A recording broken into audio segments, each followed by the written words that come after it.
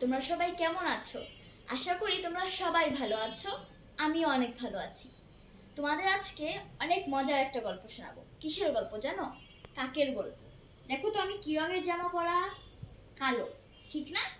কাকও কিন্তু দেখতে কালো রঙের, কিন্তু এই কাকটা ছিল একটু ভিন্ন ধরনের।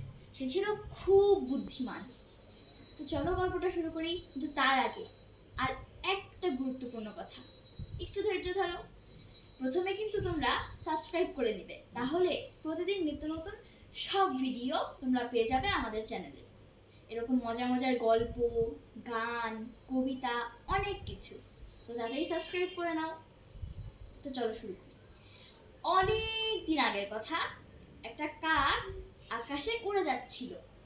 উড়ে যেতে যেতে সে দেখলো যে সে অনেক তৃষ্ণার্ত। খেয়াল করলো গলা শুকিয়ে আসছে, উঠলে তো অনেক পরিশ্রম হয়, এজন্য। তারপর সে ঠিক করলো সে পানি খাবে, কিন্তু নিচে তাকালো, কোথায় কোনো তো পানি নেই নিচে। তারপর সে আরো কিছু দূর উঠে গেল। তারপর ঠিক করলো নিচে নেমেই দেখি না হয়। তারপর সে নিচে নেমে এলো। নিচে নেমে দেখে, এদিকে তাকায় একটা গাছ, কিছু খড়কুটো আছে। এদিকে তাকায়, দেখে একটা বাড়ি। বাড়ির সামনে এরকম একটা কলস রাখা, মাটির কলস। তারপর সে হেঁটে হেঁটে যেয়ে একটু উকি দিল ভিতরে কি আছে দেখার জন্য।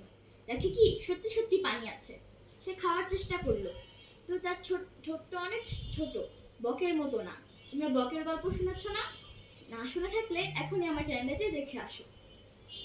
তো তার ঠোঁট আর বকের মতো না, তো লম্বা না, ছোট একটা ঠোঁট। তার ঠোঁট ওই পর্যন্ত যাচ্ছিল না, তাই সে পানিও খেতে পারলো না।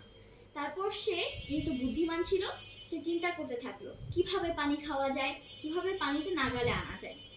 তারপর সে আশেপাশে তাকিয়ে দেখলো যে কোনো পাথর আছে কিনা, কারণ তার মাথায় একটা দুষ্ট বুদ্ধি এসেছিল এবং একটি কার্যকরী বুদ্ধিও। সে ভাবলো যে পাথর যদি আমি ওই পাত্রটার মধ্যে ফেলি, তাহলে তো পানিটা আরেকটু উঁচুতে চলে আসবে।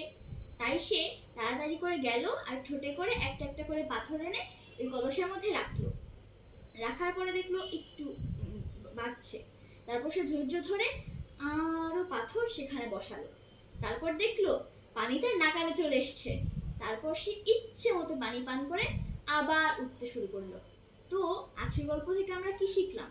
ধৈর্য ধরতে হয় এবং ঠান্ডা মাথায় বুদ্ধির সাথে কাজ করতে হয়। কিন্তু শেষ করার আগে একটা কথা বলে নেই, তোমরা কিন্তু সাবস্ক্রাইব করতে ভুলো না। আজ এই পর্যন্তই। তোমাদের সবাইকে জানাই বিদায়।